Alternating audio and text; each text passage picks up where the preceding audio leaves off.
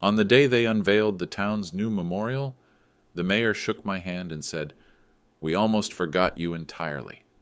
Almost. That single word cut cleaner than an outright admission. If he'd said, "We forgot you," I could have filed it away as neglect, human error, the kind of thing you expect from busy people with short attention spans. But almost meant they had been inches from erasing me completely, then decided, out of convenience or guilt, to drag me back into their memory. It was a mercy kill gone wrong, and I was standing there, smiling for the cameras, pretending that wasn't what it was. It wasn't the first time I'd been told I was forgettable. Years ago, in the community hall over coffee that had been burnt hours before, a man I'd worked beside for decades leaned in and said, "You're the kind of person people forget 5 minutes after meeting." He said it like he was giving me an insight into myself, a rare gift of truth. He even chuckled as though it might make me feel lighter. I chuckled too, because when someone slides a blade between your ribs with a friendly pat on the back, you don't win by bleeding in public. You win by making them believe it didn't go deep.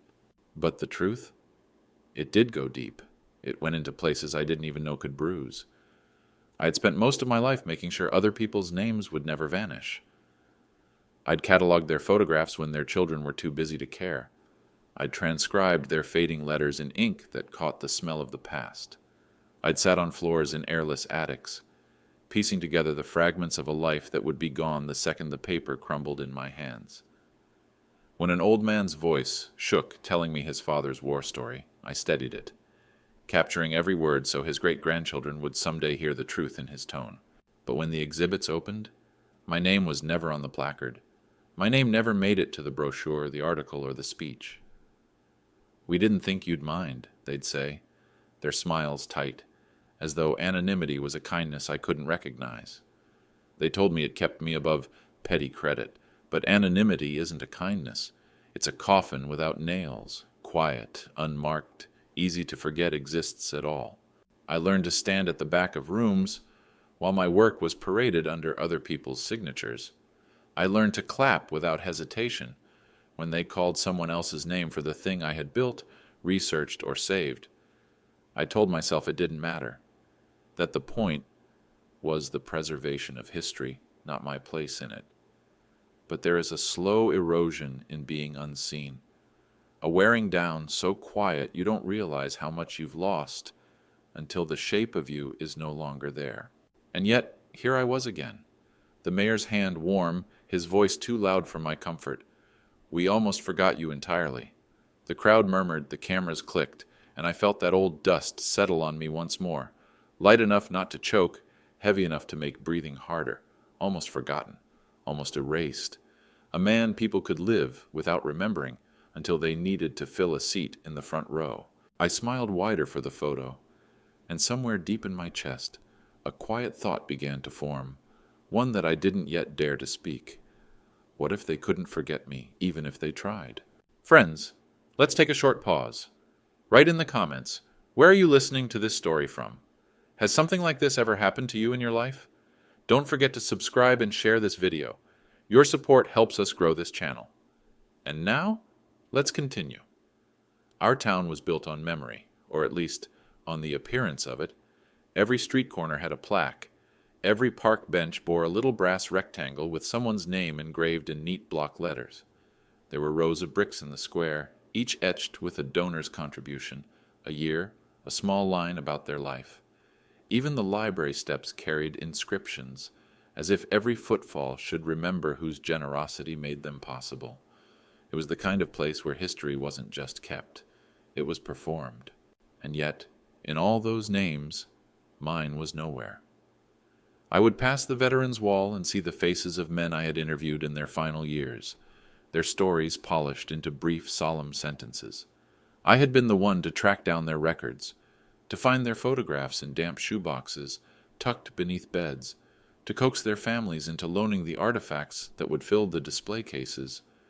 And still, when the stone was carved, it carried no sign of my hands. It wasn't bitterness, at least not at first. It was a quiet ache, the kind you feel when you stand outside in the cold too long. It seeps in slowly until one day you realize your bones are colder than the air. The parks were the worst. Each bench in the town square was a story in itself, in loving memory of, or dedicated to the tireless work of. The names were polished by weather and human touch, by the backs of strangers who rested there on sunny afternoons. Some of those names I had fought to include, finding the forgotten widow who had organized wartime food drives, or the teacher who had taught 3 generations without ever taking a sick day. My research had put them there, made them unerasable, but my own place? Empty. A man who spent his life immortalizing others without leaving a trace of himself. I told myself it was a choice. That memory wasn't marble or bronze, that it lived in the people who heard the stories I told, in the children who learned their own history, because I had dug it up and dusted it clean. I repeated that to myself so often it began to sound like truth. But there's a difference between being content with invisibility and being erased. You don't notice the line until you're standing on the wrong side of it. And maybe I stayed invisible too long, long enough for people to believe I was meant to be that way, long enough for them to say, "We almost forgot you entirely," and not realize that what they meant was, "We have no habit of remembering you at all." In a town so obsessed with memory, I had somehow become its most practiced omission. And the cruelest part was that no one, not even me, had thought it strange. The work was never glamorous, and maybe that was why it suited me. I learned early how to live in the shadows of other people's glory. The town's archives were not the grand halls people imagined, but cramped rooms in the back of the library, smelling of mildew and old ink. I spent years there, my hands stained from carbon copies, my clothes carrying the dust of papers that hadn't seen light in decades. The work was delicate, sifting through brittle envelopes that would dissolve with too much pressure, transcribing letters written in fading ink that bled under my fingertips. Some nights I left the building long after midnight, walking home with the cold air on my face, the hum of the copier still in my ears, my pockets empty but my heart convinced it was worth it. I wasn't just saving paper, I was saving people. Every yellowed photograph I scanned, every diary entry I typed into a clean document was a voice being pulled back from the edge of silence. A man's war medal, forgotten in a shoebox, could find its way into a glass case. A woman's recipes, scribbled in the margins of grocery lists, could be bound and passed down through her family. These were the treasures I guarded, not because they were mine, but because without someone to hold them, they would vanish. And yet, whenever an exhibit opened or a book was published, someone would gently suggest that my name didn't need to appear. "It looks cleaner without too many credits," they'd say. "You're the kind of person who does this for the right reasons, not for recognition." At first I agreed. Recognition was never why I started. The joy was in seeing the work live in the world, in hearing a child read aloud a name I had pulled from obscurity, in watching a widow trace the lettering on a plaque and whisper, "Thank you," without knowing who she was thanking. But over time, those small omissions became habit. My name was the first thing removed, as though it was an unnecessary detail, a clutter in the otherwise polished frame of history. I told myself it didn't matter, that anonymity was its own kind of honor. But the truth crept in slowly. A story without a name is easier to steal. And mine was stolen again and again, handed to whoever was standing closest when the applause began. The more I worked, the more invisible I became. It was as if my dedication had made me part of the furniture, useful, reliable, and entirely taken for granted. No one asked how many nights I had gone without sleep to finish a restoration, or how much of my own savings I had quietly spent on preservation supplies the budget didn't cover. They only asked if I could take one more box home just for the weekend because you're so good at this. In those quiet, solitary hours with the town's history spread out before me, I began to understand something painful. I was building a monument of other people's lives, and in doing so, I was slowly erasing my own.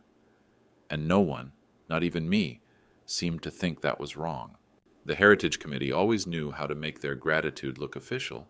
Smiles for the meeting, a warm handshake at the end, and that careful way of speaking, as if they were recording history with every word. They relied on me more than they would ever admit. Whenever they needed photographs for a centennial display, I had them. When they wanted letters to pad the archive's wartime collection, I'd already scanned and cataloged them months before they even thought to ask. I was their quiet safety net, the one who made sure they were never caught empty-handed in front of the public. Every meeting followed the same rhythm. They'd leaf through the materials I brought, maps restored to their original color, portraits touched just enough to reveal the eyes, news clippings rescued from disintegrating binders. Someone would murmur about how these will look wonderful in the exhibition, and how we couldn't have done this without you. And then, as the minutes were read aloud and the names of contributors listed for the record, mine would be missing. Sometimes I would catch the chairperson's eye at that moment, a flicker of recognition passing between us. "We'll add it later," they would say. Always later, and later never came. I told myself it was an oversight, that in the swirl of deadlines and printing schedules, things slipped through. But after the 10th, the 20th, the 50th omission, it stopped feeling like chance. It was a pattern, smooth, polite, deliberate. My work would stand in the center of the room under bright lights, while my name sank quietly to the bottom of a stack of papers no one would look at again. There was a peculiar cruelty to their courtesy. They never ignored me outright. In private, they treated me like an essential part of the process, a trusted custodian of the past. But in public, they erased me. They wanted my work without the inconvenience of my presence, the way some people want history, without the uncomfortable parts that don't fit neatly into speeches.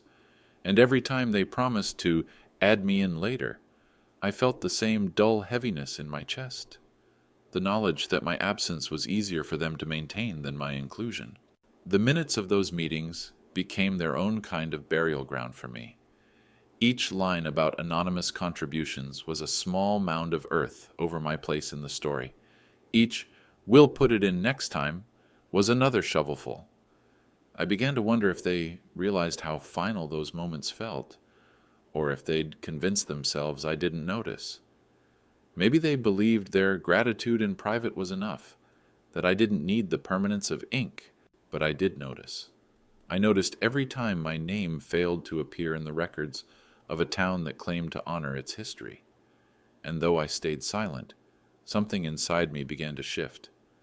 I was no longer sure whether I was preserving the town's memory or letting it teach me how to forget myself. Home had always been painted in my mind as the one safe harbor, the place where I could come in from the wind and let the weight of the day slip from my shoulders.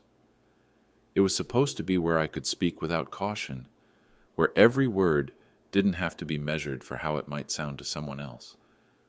But even there, the quiet rules existed, unwritten and unspoken, but as solid as the walls themselves. At family dinners, the conversation would wind its way through the usual paths: who had gotten a promotion, whose child had been accepted into a good school, the price of groceries, the weather, the neighbor's new fence.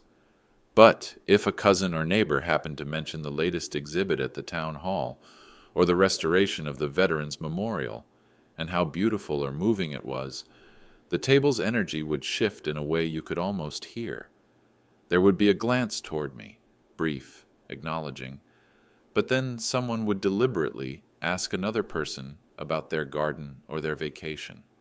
It was a practiced redirection, so smooth it might seem natural to anyone who didn't know the choreography by heart. If I did speak up, if I allowed myself to explain the nights I'd spent crouched over a scanner, coaxing a faded photograph back to life, or the hours I had poured into identifying a face in an unlabeled portrait, someone would offer a gentle interruption. "Oh, let's not get into all the details now," they'd say with a smile. Or, "Save that for another time, people just want to enjoy their meal." Sometimes they softened it with praise. "We all know how much you've done, you don't need to talk about it." Sometimes they framed it as protection. "You don't want people thinking you're bragging." They thought they were doing me a kindness, shielding me from the prickly envy that can flare in groups, from the awkwardness of being the one with the biggest story to tell. But the truth was, it felt like being wrapped in cotton and placed on a high shelf, not broken, not discarded, but kept out of reach. Over time, I learned to edit myself. The parts of my life that carried the most meaning to me became the parts I shared the least. I started cutting short my own sentences before anyone else could. I smiled when the subject changed, even if the words still pressed against my teeth, aching to be spoken. And with every unspoken sentence, a part of me dimmed. It is a dangerous thing to shrink yourself to fit into the space others are comfortable giving you. You start believing that space is all you deserve. You start telling yourself that silence is humility, that swallowing your pride is a virtue. But there's a difference between humility and erasure, and I was standing in the thin, cold gap between them. Evenings would end with the dishes stacked in the sink, the sound of chairs scraping the floor, the warm goodbyes at the door. I would walk home under the same streetlights that lit the plaques and benches I'd fought to fill with other people's names. And I would think about how easy it is to disappear without ever leaving, how a person can live in the center of their family, their town, their own life, and still be treated like a guest. I told myself I didn't mind. I told myself I understood. But deep inside, something was starting to tighten, to coil, to wait. Because I knew, even if I couldn't yet admit it out loud, that you can only be asked to stay in the shadows for so long before your eyes begin to crave the light. The call came on an ordinary Tuesday afternoon, the kind of day when the hours slip by without leaving a mark. I was sorting through a box of brittle newspaper clippings, the air around me heavy with the dry, almost sweet smell of old paper, when the phone rang. The voice on the other end was polite, almost cheerful, carrying that rehearsed warmth people use when they don't want to give too much away. "There's an important town event coming up," they said. "We think you'd enjoy it. You should come." That was all.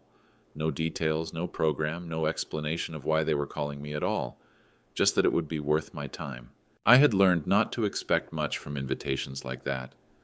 Usually they meant another unveiling where I would stand in the back and clap for someone else's name being etched into bronze. Or perhaps a committee meeting where I would be thanked for my input and sent home before the real decisions were made. Still, something in the way they spoke, gentle, almost coaxing, made me hesitate before declining. I found myself saying yes. The night before the event, I stood in front of my small closet, fingers brushing past worn work shirts and jackets, still carrying the faint smell of dust from the archives. At the very end hung a suit I rarely wore, its shoulders holding the memory of fewer, younger years. I took it down, brushed it carefully, and pressed the sleeves. I told myself it was just to be polite, to respect the occasion. But the truth was different. Some small, stubborn part of me wanted to look like I belonged, even if I knew I wouldn't. The morning arrived gray and cool, the kind of weather that always made the town's buildings seem older, their stones darker, as if they remembered more than they were willing to say. I walked toward the square, my steps measured, not too fast, as though I could delay the moment of arrival. People passed me with purpose, their voices carrying that festive edge events always stirred. I wondered if they knew why they were going, or if, like me, they were drawn by habit, by the possibility of being part of something, anything, that would be remembered. As I neared the venue, I could see the swell of the crowd, the fabric draped over something tall and solid in the center. A hush hung over the gathering, that expectant silence that comes before a reveal. My first thought was that it was another monument to someone I had quietly worked to honor, a moment for me to stand on the margins and watch my labor take on another person's name. I told myself I was fine with that. I told myself I had long since stopped hoping for anything different. And yet, standing there in my best jacket, surrounded by faces lit with anticipation, I felt something I hadn't in years. A flicker, faint but persistent, of wanting to know what it would feel like to step into the light instead of holding it steady for someone else. I didn't expect it to happen, but the wanting itself was enough to make my heart beat harder. It was dangerous, that wanting.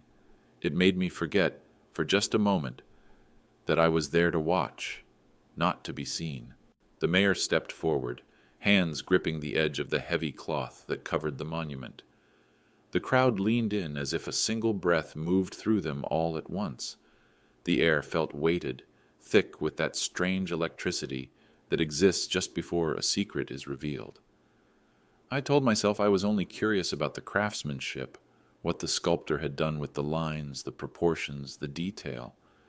I had seen enough unveilings to know the rhythm by heart. A tug on the rope, the fabric sliding down, a ripple of polite applause. But when the cloth fell, the air left my lungs as if someone had reached in and taken it. The figure that emerged from beneath the folds of fabric was unmistakable. Bronze, burnished to a deep, steady glow, stood a man in work clothes, not ceremonial garb, not military uniform, just simple, sturdy attire, the kind you wear when you don't expect anyone to notice you. The tilt of the head, the set of the shoulders, even the way the hands hung at the sides, my hands, were captured with a precision that bordered on unsettling. And the face was mine. Not the careful mask I wore in public, not the polite half-smile I had trained into habit, but the unguarded expression I only saw when I was alone in the mirror. A murmur rolled through the crowd. Not the tidy applause I expected, but something looser, more startled. A collective intake of breath. People leaned toward one another, whispering, glancing at me and then back at the statue, as if to confirm they weren't imagining the resemblance. I felt every glance, each one like a fingertip pressing against my ribs. My feet rooted themselves to the ground. I didn't move. I couldn't. My mind tried to make sense of what I was seeing. Who had commissioned this? Who had decided that I, of all people, would stand here cast in metal for the town to look at long after I was gone? And why had no one told me? I had spent a lifetime watching other people's names be etched into stone, other people's likenesses frozen in marble, while my own work dissolved quietly into the shadows. I had made peace, or something close to it, with the idea that I would never be part of the town's visible memory, and yet here I was, staring at myself larger than life, fixed in place. The weight of the moment pressed hard on me. I thought of the years I'd spent hunched over fragile papers, of the names I'd rescued and given back to their families, of the countless times my own name had been cut away from the record like an unneeded scrap. And now, without warning, without asking, they had decided to give me permanence. It felt less like an honor, and more like a shock, a collision between what I had learned to expect and what I had been taught not to want. The mayor was speaking now, his voice swelling with ceremony, but the words blurred at the edges, as though the air between us was thickened by the bronze figure standing only a few feet away. I could still feel the crowd's eyes moving between me and the statue. I stood there silent, trying to hold my expression steady while inside me something jagged was shifting, as if the ground beneath my long, careful invisibility had just cracked wide open. The statue's shadow stretched long across the square, and for a moment I let my eyes travel down from the familiar lines of the face to the base it stood on. The pedestal was smooth, clean, its bronze letters catching the weak morning light. I leaned forward slightly to read them, expecting, against all reason, to see my name carved there, or at the very least a hint, an initial, something that tethered the figure above to the life I had lived. Instead, there were just 4 words, to those who preserved, no dates, no signature, no proof, a monument without an anchor. It was a strange sensation, recognizing myself and not recognizing myself in the same breath. My body, my posture, my very skin had been cast in metal, but the essence of me had been scrubbed clean of identity, as if I were a placeholder for anyone else they might imagine in my place. I stood there thinking about how many names I had fought to restore in the archives, how many stories I had pieced back together from scraps, making sure the people behind them were remembered not as vague ideas but as living, breathing souls. And now, here I was, a vague idea. The crowd didn't seem to notice the absence. They read the inscription with soft, approving nods, pleased with its sentiment. It was safe. It was polite. It gave the town something to point to, a way to say, "See? We honor our history without the trouble of naming the person who had carried so much of it on his back." It struck me then that this was exactly what they had always done with me. Use the work, admire the result, but remove the trace of its maker. And now they had perfected the gesture in bronze. I felt a hollow open inside my chest, deep and wide. This was not the permanence I had imagined in my rare moments of wanting. This was the kind of immortality that erases you even as it claims to remember you. A face without a name, a life without a date, a contribution flattened into something anyone could claim as theirs. It was a compliment wrapped around a quiet theft. For years I had told myself that my invisibility was a choice, that anonymity was a kind of nobility. But standing there before the statue, I saw it for what it truly was, a convenient erasure, a way for others to take what I had given without the burden of giving anything back, not even acknowledgement. They had cast me in bronze, but left me faceless in the only way that mattered. I watched as people posed for photographs, their arms slung casually around the base, their smiles wide. Some read the inscription aloud, their voices warm, as though they were reciting a blessing. I stood just beyond them, my face reflected faintly in the polished metal, wondering if anyone would ever think to ask whose likeness this was. And even if they did, who would answer? The committee, the mayor, my family? Would any of them speak my name aloud, or would they just smile, shrug, and say it didn't matter, that the statue was for everyone? It was then I understood the true cost of the pedestal they had put me on. It raised me high enough to be seen, but not high enough to be known. They came at me in waves. Journalists with cameras that clicked like insects. Friends who hadn't spoken to me in months, suddenly leaning in close, smiling too wide. Their eyes were bright with that quick, hungry curiosity people have when they sense there's a story to be told. The same people who once told me I blended into the background, who said I was the kind of man you could pass on the street and forget moments later, were now looking at me as if I were the center of gravity in the square. It wasn't the statue itself that drew them. It was the uncanny resemblance, the living echo of the bronze figure looming behind me. They asked questions, some direct, some pretending to be casual. Doesn't it feel strange? Were you the model? Is it supposed to be you? Their voices tangled with the murmurs of onlookers, with the sound of shutters snapping. I could feel their gazes measuring me, trying to line up my jaw with the one cast in metal, matching the crease of my brow to the frozen expression above. The heat rising in me wasn't pride. It wasn't even embarrassment. It was a slow, deliberate kind of anger, the kind that doesn't burn bright but spreads quietly, like a stain seeping into fabric. This wasn't about vanity. It wasn't about wanting my name carved into the pedestal. It was about the choice they had made, consciously or not, to capture me in metal but strip away the truth of me, to present my likeness as an anonymous symbol, as though a life's worth of labor could be boiled down to a decorative gesture. I thought of all the years I'd spent stitching other people's names back into the town's memory, hunting through boxes in damp basements so they wouldn't fade into the kind of namelessness I now stood facing. I thought of the veterans whose medals I'd cleaned, the widows whose letters I'd preserved, the children whose great-grandparents' faces I'd pulled from obscurity. I had fought for them to be remembered as themselves, not as some generic placeholder for those who served or those who gave. And yet here I was, the unknown keeper, stripped of the very thing I had spent my life protecting in others. It struck me then that this was not an isolated moment. This was a habit, a reflex the town had perfected over generations, to live with history, but not with the names of those who built it. It was easier that way. Names come with stories, and stories come with truths, and truths can be inconvenient. So they polished the rough edges, filed away the specifics, and left only something safe enough to put on a plaque. I let them circle me, let their cameras flash, but I did not answer their questions, not yet. My silence was deliberate, a way to keep the moment mine before they could twist it into something else. I wanted them to feel the pause, the gap where a name should be. I wanted them to sense, even if they couldn't name it, the weight of what was missing.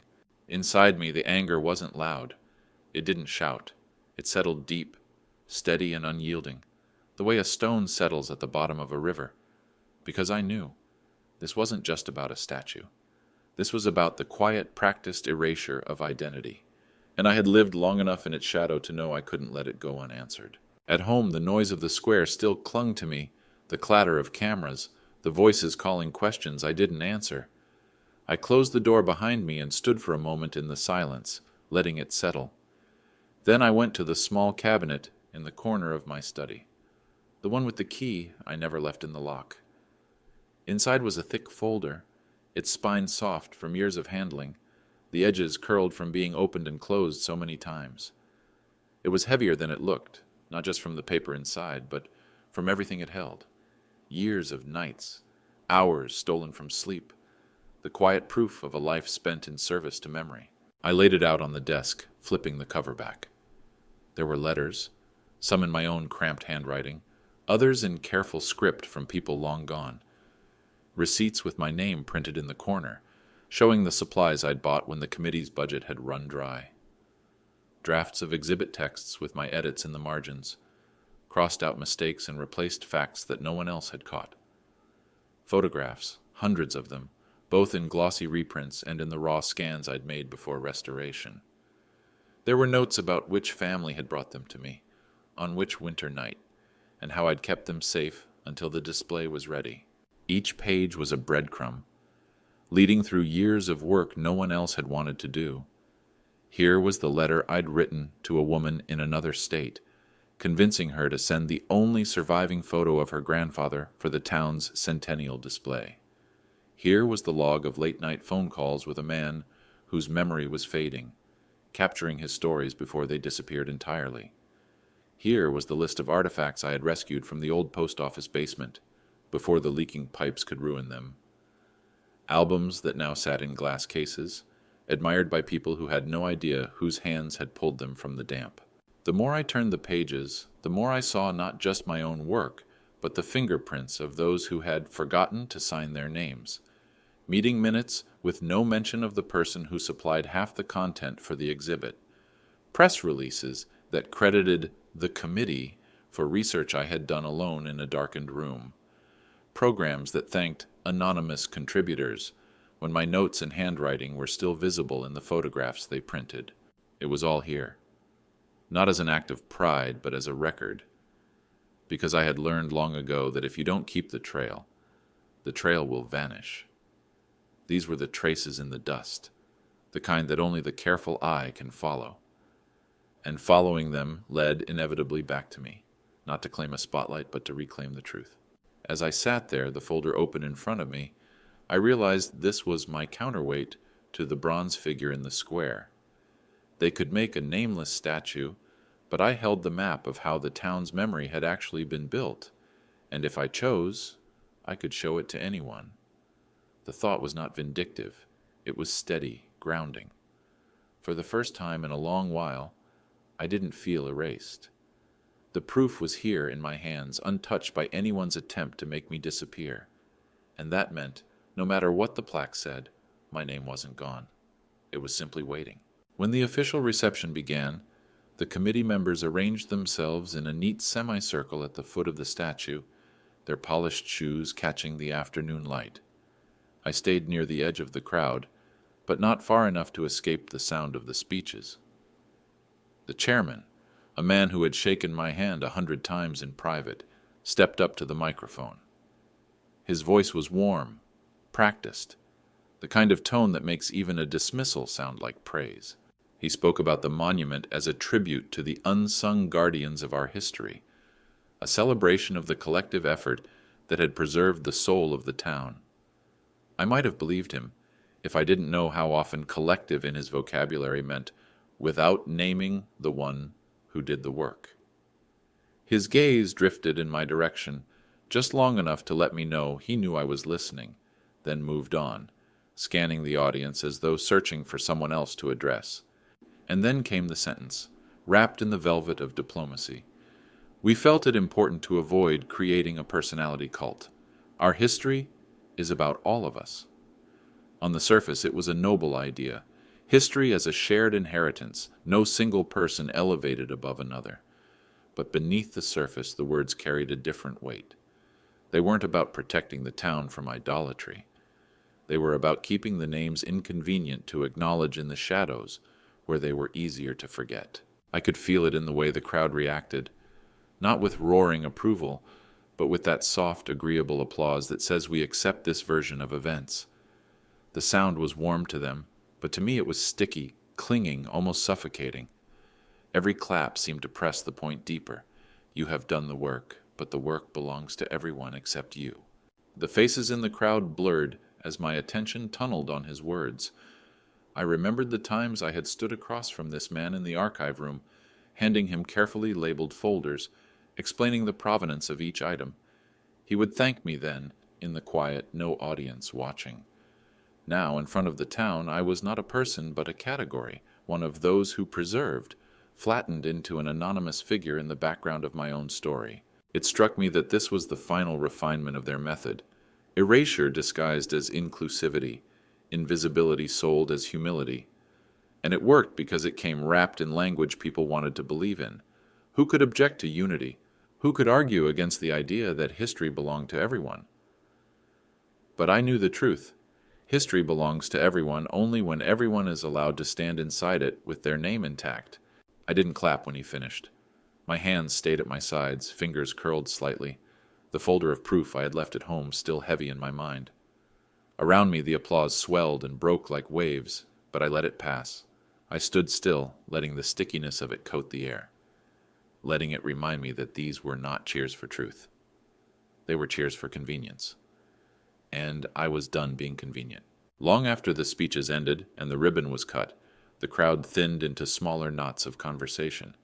I stayed on the edge, unsure whether I wanted to be seen or forgotten entirely. That was when I noticed them. 3 old men sitting together on one of the benches along the square, their canes leaning against the wood, their caps pulled low. They weren't part of the official ceremony. They were the kind of men who came to watch from a distance, who had seen enough unveilings to know they didn't need a front row seat. One of them caught my eye, and something shifted in his expression, a narrowing of focus, as if he were adjusting an old lens. He nudged the man beside him, and soon all 3 were looking at me, not with the curiosity of strangers, but with the recognition of people remembering something they'd forgotten they knew. I stepped closer, and one of them said, almost to himself, "That's him. He used to bring us tea in the library's back room while we told our stories for the record." The others nodded, their faces softening into memory. They spoke about the afternoons I'd spent with them years ago, listening to their recollections of the war, of the strikes, of the old mills that no longer stood. They remembered my patience, the way I'd sit without rushing them, how I'd make sure the tape recorder was working before they began. They remembered the biscuits I'd bring from the bakery down the street, because I knew talking that long made them tired. No one in the committee had ever asked them those stories, not until I came along. Nearby, a retired schoolteacher stood studying the statue with a puzzled tilt of her head. When I approached, she pointed, not to the face, but to the hands cast in bronze. "I know those," she said. "That's how you used to turn the pages of my albums when they got too heavy for me. Careful, always careful, so nothing would tear." Her voice carried no ceremony, no public flourish, just the certainty of someone whose memory had been sparked in a way that could not be faked. Others began to drift closer, people who had seen me over the years in small, unremarkable moments. A woman remembered the time I had helped her carry a box of family records through the snow so they wouldn't get wet. A man recalled finding me in the archives after hours, repairing a torn map that no one else thought worth saving. None of these moments had been photographed, none written down. They had lived only in the private spaces of the people who had witnessed them. And now, standing in the square, those private memories began to weave themselves into something larger. For the first time that day, I felt the weight in my chest loosen just slightly. They hadn't all forgotten. The committee, the officials, the tidy plaque, they might have erased my name, but memory has its own stubborn will. It lives in the people who were there, in the ones who saw your hands work, who felt your care in ways too small to fit on a public record. The statue was still nameless, but as the old men and the teacher and the others spoke, it no longer felt entirely empty. In their voices, the truth began to rise, not shouted, not carved in stone, but spoken quietly, passed from one person to another, until it filled the space between us like something too real to be covered again. When the crowd had thinned to little more than the committee members, a few stragglers, and the lingering voices of those old men on the bench, I walked toward the small cluster of officials still standing near the statue. The mayor was gone, swept away to another engagement, but the chairman remained, flanked by two others whose smiles were already stiff with fatigue. I didn't raise my voice. I didn't want a scene. I wanted something heavier than that, something that would stay with them when the square was empty and the applause was only an echo in their heads. I told them I wasn't there for an apology. Apologies are currency that spends too easily. They make the giver feel lighter and the receiver no richer. I wanted the truth, printed, carved, preserved. I told them the inscription at the base was wrong, not in sentiment, but in execution. To those who preserved was safe because it was faceless. It allowed them to nod toward the past without confronting the people who had shaped it. And in doing so, it erased the lives behind the work. I had seen too many lives erased to let mine join them quietly. I said they needed to name us, all of us, not just me, though my name should stand at the beginning, not out of vanity, but because the trail of preservation in this town led to my door first, and then, after mine, the others they had swept into anonymity, the widow who donated her evenings to sorting the photograph drawers, the librarian who worked through her lunch breaks repairing bindings no one else noticed, the veterans who lent their memories so we could keep them alive. Every one of them had been folded into that safe, faceless phrase. Every one of them deserved to step back out of it. The chairman's expression didn't change much, but I could see the discomfort in the way he shifted his weight. He began to speak of limited space and design integrity, phrases that sounded reasonable but rang hollow against the folder of proof I had left at home, waiting like a loaded archive. I told him space was not the issue. Will was. A plaque could be remade. An inscription could be expanded. What couldn't be fixed was the habit of deciding that the past belongs more to those who write about it than to those who built it. I could tell my words weren't what they expected. They were prepared for resentment, for a demand to have my name in lights, perhaps for bitterness loud enough to dismiss as ego. Instead, I gave them something harder to argue with. A request for truth, not flattery. The truth makes people fidget because it can't be negotiated into comfort. It either stands or it doesn't. Before I turned to leave, I told them the namelessness of that statue was not a reflection of humility. It was a wound, and wounds heal best when they are seen, touched, acknowledged for what they are. I wanted my name on that pedestal, but I wanted theirs too. The ones they had erased with me, not to make the base more beautiful, but to make it honest. Then I walked away, not because the matter was finished, but because I knew I had planted something they wouldn't be able to stop thinking about. And once the thought of naming names takes root, it grows in the dark, stretching toward the first chance at light. It was a week later when I returned to the square, the early morning mist still clinging to the cobblestones, softening the edges of the buildings as though the town hadn't quite woken up. The statue stood as it had before, the bronze catching the pale light, but something was different. From a distance, I could see a faint glint at the base, a subtle change in the color of the metal. I walked closer, my steps slow, unsure if I was ready to see what they had done, if they had done anything at all. The cloth was gone, the crowd was gone, but there it was, a new plaque, the metal freshly polished, the edges sharp. My name was there, plain and unembellished, followed by the years of my life to this point. No elaborate praise, no florid language to dress it up. Just beneath, a single line, the man who would not let his town forget itself. It was neither boastful nor timid. It didn't shout, but it didn't whisper either. It was balanced, deliberate, placed with the care of someone who understood that a name is not decoration. It is an anchor. I traced the letters with my fingers, the grooves cool under my skin. For the first time, I felt the strange satisfaction of seeing my work tethered to me in a way that could not be easily pulled apart. Behind that line, I could feel all the years that had led to it, the late nights in the archives, the faces of the veterans as they spoke into my recorder, the quiet smiles of families seeing a lost photograph restored. Each memory pressed itself into those few words, making them heavier than they looked. This wasn't about the town acknowledging me out of kindness or charity. It was about filling a space that should never have been empty in the first place. There was still more to do. The others I had named, the ones erased alongside me, were not yet on the plaque. Their recognition would take more time, more persistence. But the emptiness had been broken. That first name, my name, was the breach in the wall. Once a name appears, it becomes harder to argue that others do not belong there as well. I stood there for a long time, the morning quiet around me, and thought about the difference between being remembered and simply not being forgotten. Remembering is active. It requires choice, effort, will. This was the beginning of that choice. Not the end, but the opening of a door. And for the first time in many years, I felt that the door might stay open long enough for others to step through. As I turned to leave, the mist was lifting and sunlight spilled over the square. It caught the plaque, making the letters glint just enough to be noticed by anyone passing by.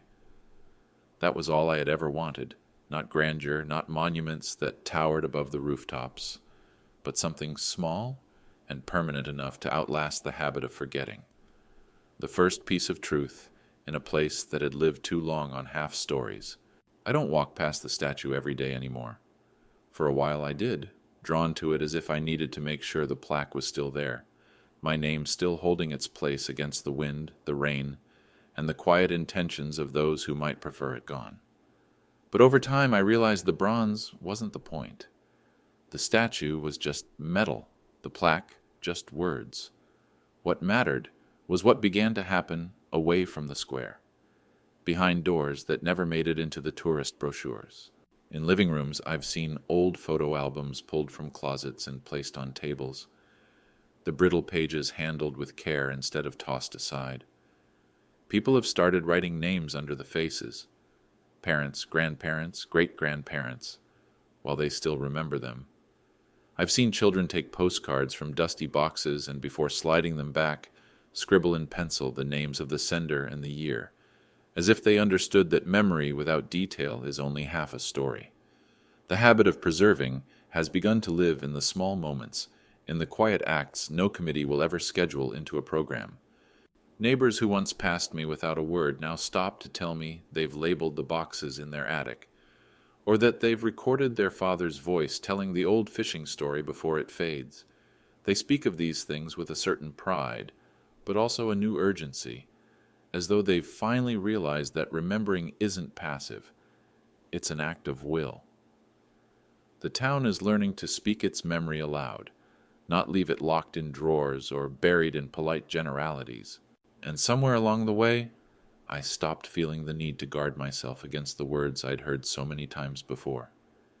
Now when someone says, "You're forgettable," I don't feel the sting I once did. I just smile differently, slowly, knowing something they don't, and answer gently, only to those who aren't looking. Because I've learned that being remembered isn't about being carved into stone for strangers to pass by. It's about living in the stories people tell when they think no one is taking notes. Justice, I've come to understand, is not the roar of a crowd or the unveiling of a monument. It isn't even the appearance of your name in letters meant to last a century. True justice is quieter. It's the kind of silence in which a name is safe, untouched, unforgotten. Not because it's bolted to a pedestal, but because it lives in too many mouths and too many hands to ever be erased again. Now, as I walk through the streets, I hear that silence everywhere, in the rustle of pages being turned, in the murmur of someone identifying a face in a photograph, in the pause before a child writes down the name they've just learned. That is the permanence no one can take apart. That is the ending you cannot topple because it isn't made of stone, it's made of people. And people, once they learn to remember, do not go back to forgetting.